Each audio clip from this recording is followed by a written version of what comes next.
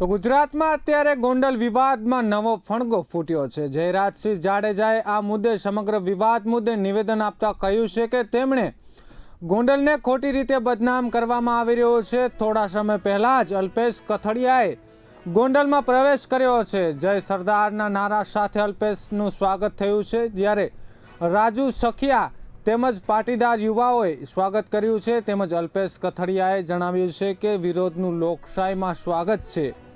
ગોંડલમાં દર્શન કરવા માટે આવ્યા છીએ। ગોંડલમાં તમામ લોકો ભયમાં રહે છે। જયરાજસિંહ જાડેજાએ કહ્યું છે કે ભયમાં છે તે નિવેદન 500 કિમી દૂર બેસીને કરવામાં આવ્યું છે। તેમણે કહ્યું છે કે ગોંડલને ખોટી રીતે બદનામ કરવામાં આવી રહ્યું છે।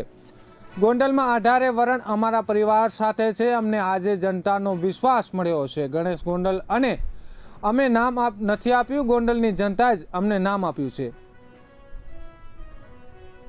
જાહેર જીવનની અંદર ગોંડલમાં ક્યારે મેં અશાંતિ જોઈ નથી। હાલની જો વર્તમાન સમયની વાત કરવામાં આવે તો ગોંડલની અંદર જે શાંતિ છે, જે શાંતિનો માહોલ છે, 18 આલમનો એક અવાજ છે, એ રીતે ગોંડલમાં મને ગુંડાગીરી જેવું કંઈ દેખાતું નથી। પણ મીડિયાના માધ્યમથી જે રીતે ગોંડલ ગામને બદનામ કરવામાં આવ્યું, ગોંડલ છે મિર્ઝાપુર છે, ગોંડલની અંદર ગુંડાગીરી છે, ગોંડલની અંદર પાટીદારોની જમીન પડાવી લેવામાં આવે છે।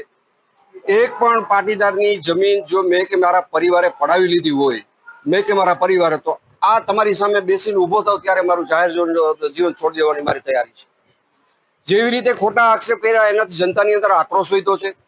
ખોટી જ વાત, ગોંડલને બદનામ કરવાની વાત, ગોંડલ મિર્ઝાપુર છે, ગોંડલની અંદર કોઈ દીકરી દેતું નથી, આ હદ સુધીના નિવેદન મીડિયાના માધ્યમથી આ બધા મિત્રોએ પેલા બેને જિગીસાબેને આપેલા છે કે ગોંડલની અંદર કોઈ દીકરી દેતું નથી। આ બધું ષડયંત્ર હું એમ માનું છું કોંગ્રેસ પ્રેરિત હતું। આ રેલી દરમિયાન મને જાણવા મળ્યું કે ગોંડલમાં કોઈ દિનેશભાઈ પાથર છે, એને અમારા બેનર જે લાગેલા હતા એ બેનરને તોડવાની કોશિશ કરી, અમુક બેનરો એને તોડ્યા, આનાથી જનાક્રોશ વધ્યો।